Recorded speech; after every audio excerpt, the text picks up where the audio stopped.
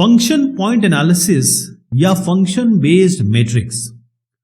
यहां पर आप देख रहे हैं एलन साहब हैं, इन्होंने ये FPA सबसे पहले बनाया था IBM में 1979 में, और फिर इसको international function point user group इसने आगे इसको बढ़ाया, मॉडिफाई किया। FPA निकाला जाता है प्रोजेक्ट के एस्टिमेशन के लिए कि इसमें कितनी फंक्शनैलिटी होगी, कितना फंक्शन साइज होगा, कॉस्ट, शेड्यूल, एफर्ट, ये सारी चीजें फंक्शन पॉइंट एनालिसिस निकालने में मदद करता है। फंक्शन पॉइंट एनालिसिस से आप टेस्ट का एस्टिमेशन भी कर सकते हैं। तो यहां पर जो फंक्शन पॉइंट एनालिसिस है, ये फायदा इसका ये है कि ये आपको एक तो आपको कॉस्ट बता रहा है कि भी कितनी कॉस्ट होगी प्रोजेक्ट की, एक शेड्यूल आप बना सकते हैं इसमें, एक इसमें एफर्ट बता सकते हैं कि कितना लगेगा। इंपॉर्टेंट बात यह है कि किसी भी प्रोग्रामिंग लैंग्वेज से इसका कोई सरोकार नहीं है। हर प्रोग्रामिंग लैंग्वेज के लिए इसका उपयोग किया जा सकता है, टेस्टिंग के लिए भी इस्तेमाल किया जा सकता है, और क्योंकि ये नंबर्स आपके पास आ जाते हैं तो आप आराम से जाके निगोशिएशन कर सकते हैं, क्योंकि आपके पास नंबर्स होंगे अपने स्टेक होल्डर को दिखाने के लिए, बताने के लिए। ये अलग अलग चीजें इसमें यूज होंगी। कंप्यूटेशन बहुत आसान है, कुछ चीजें थोड़ी सी समझने की जरूरत है। इसमें आप देखेंगे कि ये जो है 1 2 3 4 5, ये 5 इनपुट हैं, इनपुट डोमेन कह सकते हैं या इंफॉर्मेशन डोमेन कह सकते हैं। ये हमें पांचों चीज चाहिए। ये कितनी कितनी प्रोजेक्ट में है उसका काउंट यहां पर लिखेंगे। ये जो आप देख रहे हैं, यहां पर मैंने इसको इस तरीके से दिखाया है, ये जो आप देख रहे हैं लो, एवरेज और हाई, ये जो नंबर्स हैं ये अपने आप हमने पुराने जितने भी प्रोजेक्ट्स हैं उनके हिसाब से एम्पेरिकली निकाला हुआ है। तो ये फिक्स्ड है, आपके प्रोजेक्ट के लिए कुछ अलग हो सकते हैं, मेरे प्रोजेक्ट के लिए कुछ अलग हो सकते हैं।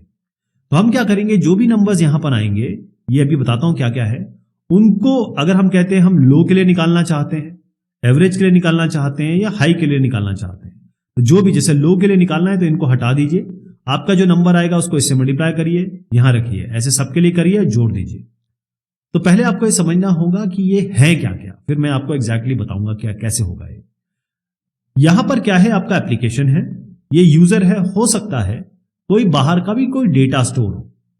तो एक्सटर्नल इनपुट का सीधा मतलब यह है कि जो यूजर इनपुट दे रहा है या फिर कोई एक्सटर्नल डेटा सोर्स इनपुट दे रहा है, इसको हम EI कहेंगे, एक्सटर्नल इनपुट। ये आपके जो इनपुट्स हैं उसको ILF यूज करेगा, internal logical files. External output क्या है, जो चीजें यहां से बाहर की तरफ जाएंगी, यानी कि यहां से बाहर की तरफ जा रही है, यह आपका एक्सटर्नल आउटपुट हो गया।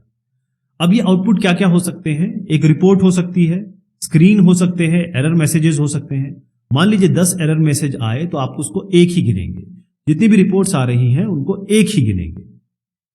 नंबर ऑफ एक्सटर्नल इंक्वायरीज, बाहर की इंक्वायरी क्या है, इंक्वायरी ये है दोनों तरफ, जैसे आपने यहां जानकारी मांगी, आपको यहां से जानकारी मिल गई, तो इसे हम कहेंगे external inquiries.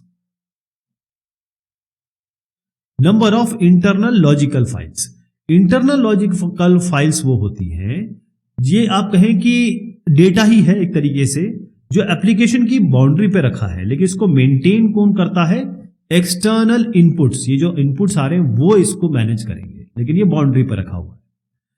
Number of external interface files, या कि EIF के बारे में बात करें तो ये एक्सटर्नल इंटरफेस फाइल, ये भी डेटा ही है, लेकिन ये एप्लीकेशन के अंदर नहीं है, एप्लीकेशन के बाहर रखा होगा, लेकिन मदद ये इसकी ही करेगा। जब भी ये बाहर डेटा रखा हुआ है लेकिन मदद ये इसकी करेगा, इसे हम एक्सटर्नल इंटरफेस फाइल्स कहेंगे। अब हम क्या करेंगे, हर एक को एक वैल्यू देंगे, जो आपको पांचों चीज दी है ना उनको वैल्यू देंगे। जैसे मान लीजिए हमने एक वैल्यू, जो एक्सटर्नल इनपुट्स है, ये वैल्यूज हम दे नहीं रहे हैं, इसको एप्लीकेशन के हिसाब से निकल के आएंगी। अब एग्जांपल में आप समझेंगे। मान लीजिए भी ये एक्सटर्नल इनपुट्स 1 है, ये आपका 2 है, ये 2 है, ये 1 है, ये 1 है, तो हमको क्या करना है, ये सारे नंबर दे देने हैं। अब आप कहते हैं मेरा प्रोजेक्ट जो है वो तो थोड़ा एवरेज टाइप है, तो मैं इसको यूज करूंगा, इन दोनों को हटा दूंगा, ये दोनों लाइनों को, कॉलम्स को हटा दूंगा। कैसे करेंगे, 1 into 4 कितना आया, यहां पर 4, इसकी जगह 4 लिखना है। 2 into 5 10 हो गया। 2 इंटू 4 8 हो गया, 1 इंटू 10 10 हो गया, 7 इंटू 1 7 हो गया। ओके, अब आप देखिए इसको हम जब जोड़ने चलेंगे तो 10 और 10 20, 20 और 15 हो गए आपके 35, 35 और 4 34 हो गया है, 34 अगर मैं करेक्ट कंप्यूट कर रहा हूं तो 34 एक नंबर आ गया। ये जो नंबर है इसको हम कहेंगे, ये जो एफपी फंक्शन पॉइंट निकालने का फॉर्मूला है इसको हम कहेंगे काउंट टोटल। कई किताबों में अलग अलग बताया गया है, लेकिन ये इसमें इसको हम काउंट टोटल अभी मानेंगे। अब ये फॉर्मूला इसका है count total into 0.65 plus 0.01 into sigma F I. ये तो निकल आया आपका। अब ये निकालने की कोशिश करनी है। ये कहां से लाएंगे हम? अब आप देखिए, ये निकालने का तरीका ये है कि हमारे पास 14 ऐसे पैरामीटर्स हैं। ये 14 पैरामीटर आपका जो भी एप्लीकेशन है, हो सकता है उसमें डेटा कम्युनिकेशन हो सकता है उसमें ऑनलाइन डेटा एंट्री की जरूरत हो सकता है उसमें रीयूजेबिलिटी फैक्टर हो, ऐसे तमाम चीजें, ऐसे 14 सवाल है हमारे पास। उसके हिसाब से हम इनको एक नंबर दे देंगे। नंबर कैसे देंगे? जैसे डेटा कम्युनिकेशन है, अब हम कहते हैं 0 से लेकर 5 तक। डेटा कम्युनिकेशन मेरे लिए बहुत ज्यादा इंपॉर्टेंट है, बहुत ज्यादा इंपॉर्टेंट है, तो इसको हम वैल्यू देंगे 5। ऑनलाइन अपडेट ज्यादा नहीं है तो इसको दे देंगे 0।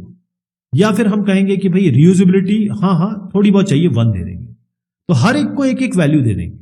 और फिर जैसे मान लीजिए इसको 1 दे दिया, 2 दे दिया, अब 0 से लेकर 5 तक ही आपके पास ऑप्शन है। इसको 3 दे दिया, इसको 2 दे दिया, 1 दे दिया, 2 दे दिया, 3 दे दिया, 1 दे दिया, 1 दे दिया, 0 दे दिया। अब इन सबको जोड़ देंगे। ये सबको जब जोड़ेंगे, ये जो आप नंबर्स देख रहे हैं, इन सबको जब हम जोड़ेंगे, इसी को हम सिग्मा एफ आई कहेंगे। तो ये काउंट टोटल निकल गया था, सिग्मा एफ आई यहां से आ गया आपके एप्लीकेशन के हिसाब से, और वो यहां रखेंगे, आपका फंक्शन पॉइंट आ जाएगा। क्लियर हो गया? फंक्शन बेस्ड मैट्रिक्स, ये इसका एग्जांपल है कि एक हमारे पास एक सिंपल फ्लो डायग्राम है, कैसे यूजर इंटरैक्ट कर रहा है एक सिस्टम से जो होम सिक्योरिटी का सिस्टम है। यानी एक हार्डवेयर है, उसमें एक सॉफ्टवेयर चल रहा है, क्या क्या फंक्शन ये करने वाला है देगा, उसको हम निकालने की कोशिश कर रहे हैं। तो सबसे पहले ये जो फंक्शन है, जैसे यूजर इसके साथ इंटरैक्ट करेगा, तो यहां से ये इसको पासवर्ड देगा, एक्टिवेट डीएक्टिवेट करेगा सिस्टम को। वो कुछ जानकारी लेना चाहेगा कि भाई मेरे सेंसर्स ठीक से काम कर रहे हैं कि नहीं कर रहे हैं, मेरा जो मेन सिक्योरिटी जोन है, पार्किंग जो मेरा है वो ठीक से काम कर रहा है कि नहीं कर रहा है। यहां से उसको कुछ इनपुट्स मिलेंगे, हाँ भाई ये काम कर रहा है, ये काम नहीं कर रहा है, और यहां से बाहर की तरफ इनपुट जाएंगे ताकि सेंसर पे जाए, मॉनिटरिंग और रिस्पॉन्स सब सिस्टम पे जाए। तो ये सारे काम इसमें हो रहे हैं। ओके, अब मैं आपको बताता हूं कि इस फ्लो डायग्राम से आप कैसे अपना फंक्शन पॉइंट एनालिसिस करेंगे। इसमें कितने इनपुट हैं? एक पासवर्ड इनपुट है, एक आपका पैनिक बटन इनपुट है, और एक आपका एक्टिवेट डीएक्टिवेट। ये यूजर ही इनपुट करेगा आपके सिस्टम में, यानी कीबोर्ड से। तो ये आपके कितने एक्सटर्नल इनपुट हो गए? 3। हम यहां क्या लिख देंगे? 3। ये पहला हो गया। इस समझ में आ गया आपने 3 क्यों लिखा? अब आप आइए एक्सटर्नल इंक्वायरीज। एक्सटर्नल इंक्वायरीज कितनी है? एक तो बाहर से पूछा जाएगा कि भाई जोन इंक्वायरी क्या है, जोन मुझे बताइए। सेंसर इंक्वायरी, इसका मतलब 2 एक्सटर्नल इंक्वायरी हो गई, तो यहां पर हमने लिख दिया 2 एक्सटर्नल इंक्वायरी हो गई। अब इसमें सिस्टम कॉन्फ़िगरेशन डेटा या फाइल कितनी है? इसको हम ILF कहते हैं, एक ही है, तो आपकी जो ILF हो गई वो कितनी हो गई? 1, यहां लिख दिया। अब यहां पर एक्सटर्नल आउटपुट्स कितने हैं? देखिए, एक तो ये जा रहा है आपका मैसेज, और एक आपका है सेंसर स्टेटस। ये आपके बाहर एक्सटर्नल आउटपुट्स हो गए, तो यहां पर हमने एक्सटर्नल आउटपुट्स में 2 लिख दिया। फिर आपके EIFs कितने हैं? External interface files. ये आपका टेस्ट सेंसर है, ये आपकी जोन सेटिंग है, एक्टिवेट डीएक्टिवेट है, अलार्म अलर्ट है। ये सारे के सारे क्या हो जाएंगे आपके? 4 EIFs। तो यहां 4 लिख दिया। यहां तक आप आ गए। अब हम देखेंगे कि हमको इस फॉर्मूले में काउंट टोटल चाहिए पहले। तो हम मान के चलते हैं कि हम हमारा जो सिंपल तरीके से चलेंगे। कई लोग कहेंगे कि भाई हमको कॉम्प्लेक्स चाहिए, तो हम ये ले लेंगे, इसको छोड़ देंगे। ये सारे प्री डिटरमिन्ड हैं, ये ऑलरेडी जो एम्पेरिकली निकाले जा चुके हैं, आपको इस पर कुछ नहीं करना है। अब आप देखिए, आपको क्या करना है, इसको हमने हटा दिया, इनको हमने छोड़ दिया, ये दोनों कॉलम को, इसको रखा केवल। इस पे भी कर सकते हैं, इस पे भी कर सकते हैं, जो आपके ऊपर है, ये आप कौन सा डिसाइड कर रहे हैं। तो 3 into 3 9, 2 into 4 8, 2 into 3 6, 1 into 7 7, 4 into 5 20। ये हो गया। अब इन सबको आप जोड़ दीजिए, आ गया 50। ये 50 क्या है? Count total. हो गया काउंट टोटल। अब फॉर्मूले में आपको क्या करना है? सिग्मा एफ आई चाहिए। फॉर्मूला क्या है? Count total into 0.65 plus 0.01 into sigma F I. Sigma F I कैसे आता है? आपके पास ये सारे पैरामीटर्स हैं, 14 पैरामीटर्स हैं। इनको हमको 0 से लेकर 5 तक नंबर देना होता है। 0 मतलब बिल्कुल नहीं चाहिए, 5 मतलब बिल्कुल चाहिए, जरूरी है। तो अगर मान लीजिए इसमें हमने कुछ नंबर दिए, इसको कहा कि डेटा कम्युनिकेशन ठीक ठाक जरूरी है, ऑनलाइन डेटा एंट्री तो चाहिए ही चाहिए, रियूजेबिलिटी बिल्कुल नहीं चाहिए, ऐसे करके हमने नंबर दे दिए। मान के चलते हैं कि हमारा अपना जो ये सॉफ्टवेयर है जो इसमें काम कर रहा है वो थोड़ा, और जो प्रोडक्ट बन रहा है वो मॉडरेटली कॉम्प्लेक्स है, बहुत ज्यादा कॉम्प्लेक्स भी नहीं है, मॉडरेटली कॉम्प्लेक्स है। तो हमने जो भी नंबर्स दिए इसमें, इनका जोड़ जो आ रहा है, यहां पर जो नंबर्स हमने लिखे, इनका जोड़ मान लीजिए 46 आ रहा है। ये एक ऐसा नंबर ले लिया मैंने, आप कोई भी नंबर देके कर सकते हैं इसको। तो मान के चलते 46 है, तो ये कितना आया आपका 50, ये कितना आया आपका, हमने 46 इसको जोड़ के ले लिया, सब सारी वैल्यूज को जोड़ना है। तो अब अगर आप फॉर्मूला देखेंगे तो इसमें हमने 46 यहां रख दिया, 50 हम यहां निकाल चुके थे, तो एक्चुअल फंक्शन पॉइंट जो है वो 56 आता है। फंक्शन पॉइंट 0 से लेकर 70 के बीच में वेरी करता है, तो इस तरीके से फंक्शन पॉइंट आएगा। अब फंक्शन पॉइंट की वैल्यू तो आ गई 56, इससे हमें क्या मिलेगा, है ना? इससे यह है कि प्रोजेक्ट टीम अब एस्टिमेट कर सकती है कि भाई ये जो हमारा यूजर इंटरेक्शन वाला जो फंक्शन है ये क्या काम कर रहा है, कैसे काम कर रहा है। अगर हम थोड़ा सा पहले जाएं, क्योंकि हमेशा ये जो कंप्यूट होता है ये पुराने एक्सपीरियंस से कंप्यूट होता है।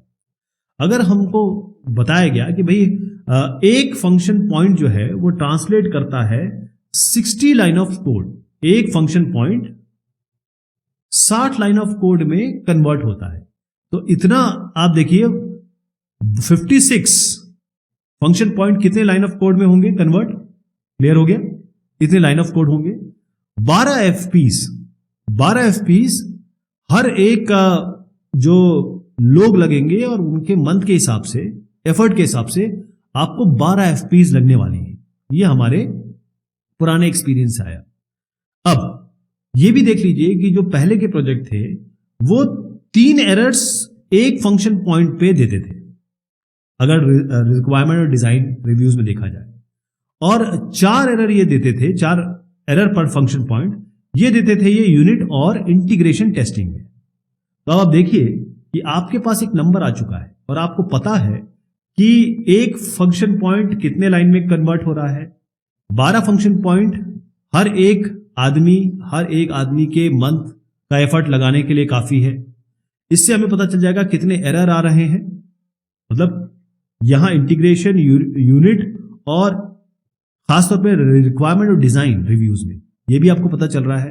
तो इससे क्या होगा कि इस फंक्शन पॉइंट से आप सारी चीजें असेस कर सकते हैं।